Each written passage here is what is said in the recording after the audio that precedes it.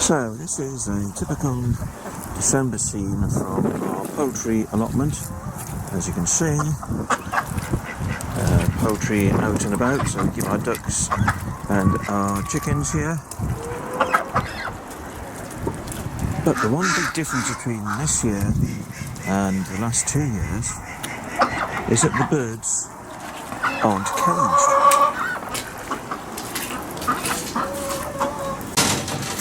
So it's December 2023, and in previous years we'd had the avian flu outbreaks, and what that meant was that all domesticated birds had to be caged. So,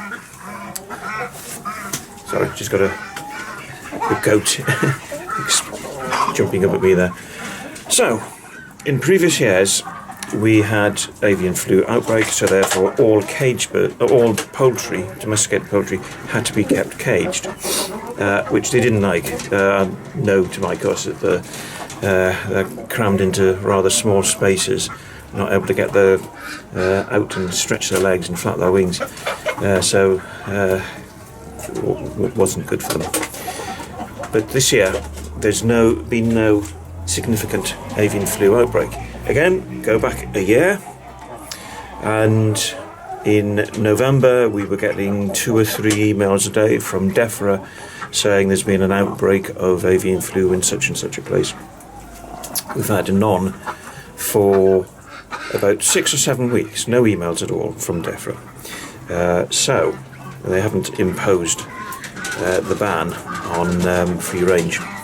Now, the reason why they were caged was because avian flu was rampant within the wild bird population, and it decimated large colonies of seabirds and wild duck, wild swans, and so on. And thankfully, we seem to be over the worst of that now. Now, fingers crossed, and hopefully, I'm not tempting fate by saying this, but I'm hoping that the wild bird population has now become immune to avian flu, or at least as immune as we can possibly get. So therefore, the outbreaks of it are much less this year. So we kept all the cages in place from previous outbreaks in previous years. This is the only one where we actually keep them caged. And this is our run where we keep our columbines, and part of the reason for keeping them caged in here is because the cockerel in the corner there is very aggressive. But the other reason is that we've got a lot of young birds that were hatched in September in here, and even though they're growing, they are still small enough to be easy prey for predators, and birds such as crows could run off with them or fly off with them as well. So we keep them in here. This is the only run that we've got in place, which is in use as a run. As you can see, this run we've kept in place.